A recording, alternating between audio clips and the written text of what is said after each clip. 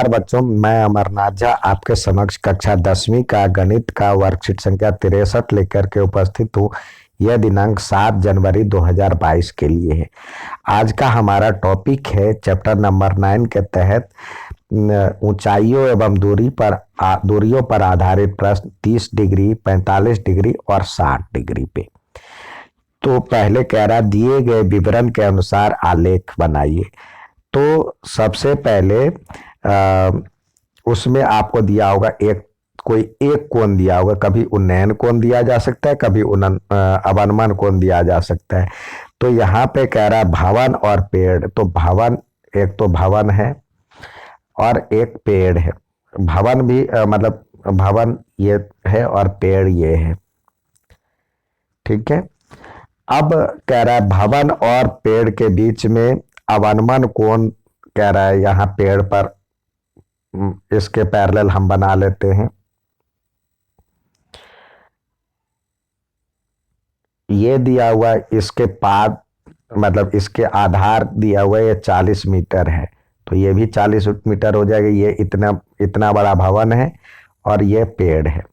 छोटा बड़ा कुछ भी हो सकता है, पेड़ भी बड़ा हो सकता है और भवन भी छोटा हो सकता है, और पेड़ छोटा हो सकता है, भवन बड़ा हो सकता है, मल्टी स्टोरी है। तो अब इसमें कह रहा अवनमन कोण दिया हुआ है, तो अवनमन कोण तो आपको इस तरह बनता है। ये वाला कोण अवनमन कोण बनता है, ये 30 डिग्री है, ठीक है। तो ये इसका पहले का फिगर बन गया, आलेख बन गया। अब इसमें ए बी सी डी इस तरह से आप नाम दे सकते हैं। अगला देखते हैं। अगला दिया हुआ है, अगला है दीवार और सीढ़ी। तो एक इस तरह से आप एक दीवार है और यहाँ पे एक सीढ़ी लगाई गई है। अब उसके बीच में क्या दिया हुआ, विकर्ण दिया हुआ, यानी इसकी लंबाई दी गई है, ये 10 मीटर है। और उन्नयन कोण यानी इस तरह नीचे से ये वाला कोण, ये 60 डिग्री दिया हुआ है। तो एक ये बन गया। दूसरा है बालक और पतंग है। एक बालक यहाँ पे है और पतंग यहाँ पे है। तो बालक और पतंग के बीच में कह रहा है जो कि पतंग की ऊंचाई 80 मीटर है, तो ये दिया हुआ है 80 मीटर। और यहाँ से उन्नयन कोण जमीन के साथ ही बनेगा। उन्नयन कोण ये 45 डिग्री दिया हुआ है, ये 45 डिग्री दिया हुआ है। तो इस तरह से फिगर इसका बन जाएगा। आइए आगे देखें। यहाँ पे 30 डिग्री, 45 डिग्री और 60 डिग्री के आधार पर ये आधार, ये परपेंडिकुलर और ये base, sorry hypotenuse, base, perpendicular और हाइपोटेन्यूस, आधार, लंब और कर्ण के बीच संबंध है। तो देखिए यहाँ पे ये जब 30 डिग्री है, आधार ये है, तो ये होता है, ये 2 हो जाता है, ये √3 और ये 1 हो जाता है। इसके लिए पाइथागोरस लगा करके देखेंगे तो ये 1 और ये 2 और ये √3 हो जाता है। और जब ये दोनों 45 का होगा तो ये 1 और ये 1 और ये √2 हो जाता है। जब 60 डिग्री होता है तो ये ठीक उल्टा हो जाता है, यानी ये √3 हो जाता है, ये 1 हो जाता है, ये 2 हो जाता है। यानी 30 डिग्री में बेस हो जाएगा √3, परपेंडिकुलर हो जाएगा 1 और हाइपोटेन्यूस 2। ये भी याद कर सकते, 45 डिग्री में 1 बेस हो जाएगा और 1 ही परपेंडिकुलर, √2 हो जाएगा हाइपोटेन्यूस। 60 डिग्री में 30 डिग्री का उल्टा हो जाता है, ये 1 हो जाएगा और ये √3 हो जाएगा और ये 2 हो जाएगा। यानी इसमें हमने क्या देखा, जो कि यदि h बराबर में √2b हो या √2p हो, ये तो थीटा बराबर 45 डिग्री होगा।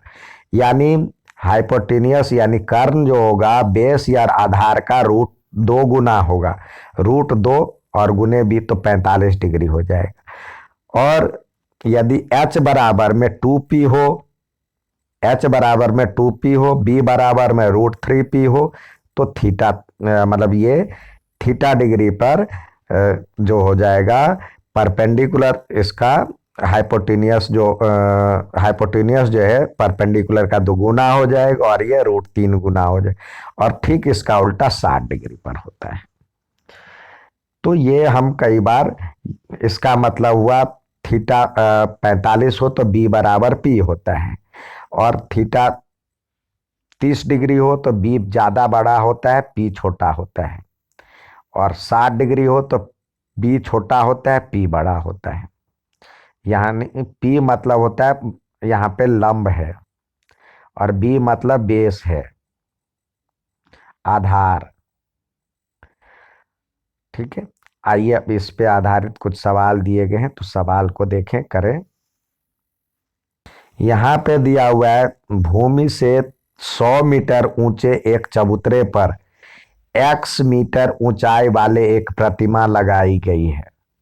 यानी पहले चबूतरा बनाया है, 100 मीटर के चबूतरे बने हुए, उस पे एक मूर्ति लगी है। प्रतिमा के शिखर का उन्नयन कोण 60 डिग्री है, यानी ये शिखर है, इसका कोण ये 60 डिग्री है, और उसी बिंदु से चबूतरे के शिखर, चबूतरा का तो शिखर ये रहा, उसका उन्नयन कोण 45 डिग्री है। तो प्रतिमा की ऊंचाई ज्ञात कीजिए। प्रतिमा की ऊंचाई यानी ये ऊंचाई ज्ञात करना है। और तो आप देखिए, पहले ये छोटे वाले ट्रेंगल में चलते हैं, इससे तो इससे ये दिया हुआ है तो ये निकल जाएगा, और फिर बड़े वाले में चलेंगे, तो पहले चलते हैं ए बी सी में।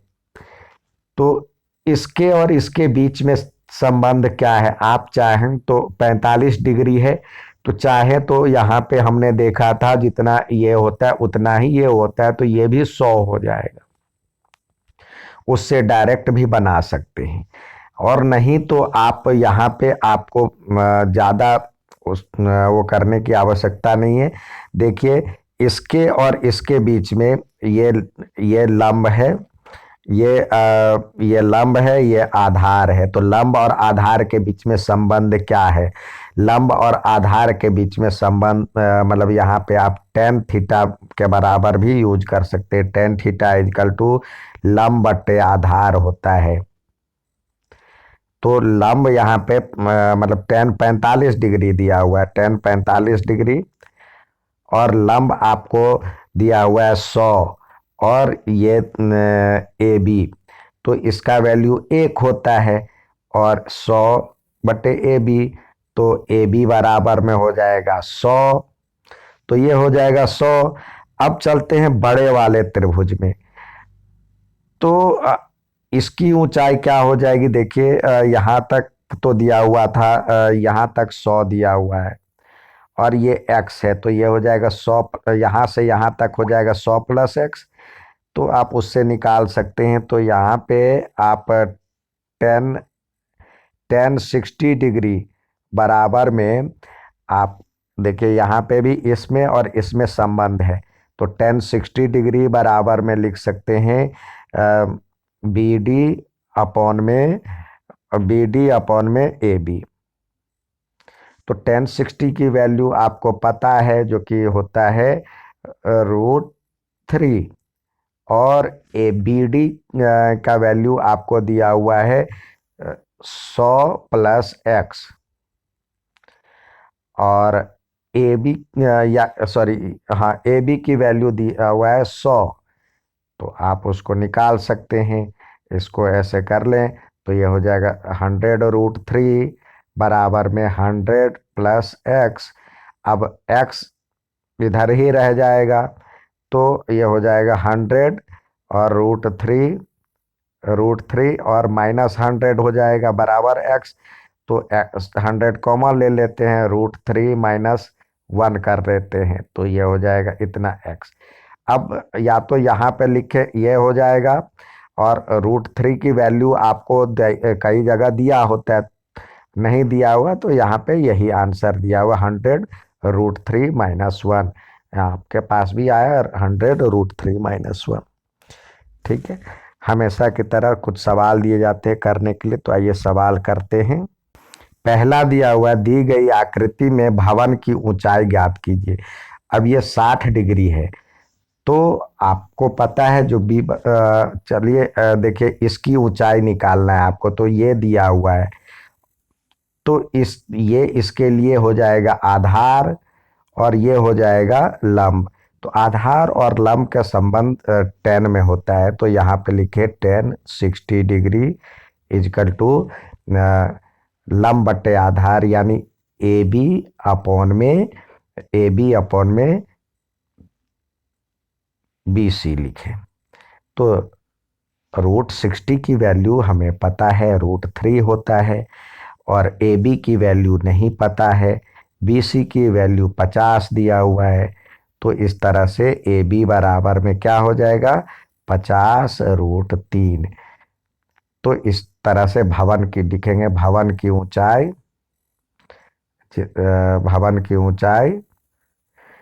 50√3 मीटर है। ठीक है, नेक्स्ट सवाल देखते हैं।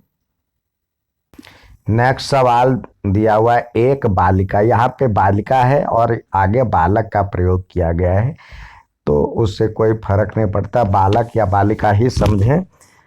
तो आपको दिया हुआ है, यहाँ पे कह रहा है एक बालिका पेड़ पर बैठी पक्षी को देख रही है। यहाँ पे एक पेड़ है, इसके ऊपर एक पक्षी बैठी है, तो उसका उन्नयन कोण 45 डिग्री है। बालक की ऊंचाई भी दिया हुआ है, तो बालक की ऊंचाई आप इस तरह से आप इसको फिगर को ड्रॉ करेंगे। एक तो बालक की ऊंचाई है और ये पेड़ है।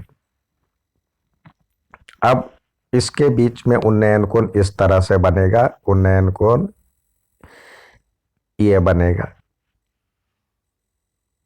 ये फिगर बन गया। अब देखिए कह रहा है जो कि उन्नयन कोण ये 45 डिग्री दिया हुआ है, साथ ही दिया हुआ बालक की लंबाई ये 1.5 मीटर है, 1.5 मीटर, तो ये भी 1.5 मीटर हो जाएगा।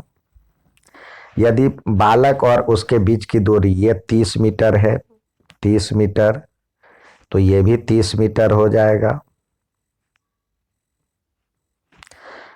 तो अब यहां से मान लेते हैं जो कि इसकी या तो आप ये निकाल लें, यहां तक की दूरी निकाल लें, x निकाल लेते हैं, और पेड़ की ऊंचाई निकालने के लिए यहां तक की दूरी आपको निकालना होगा। तो अब मान लेते हैं ए है, बी है, सी है और डी है। ठीक है, ये m हो गया। तो पेड़ की ऊंचाई हम x ही मान लेते हैं, पेड़ की ऊंचाई x है।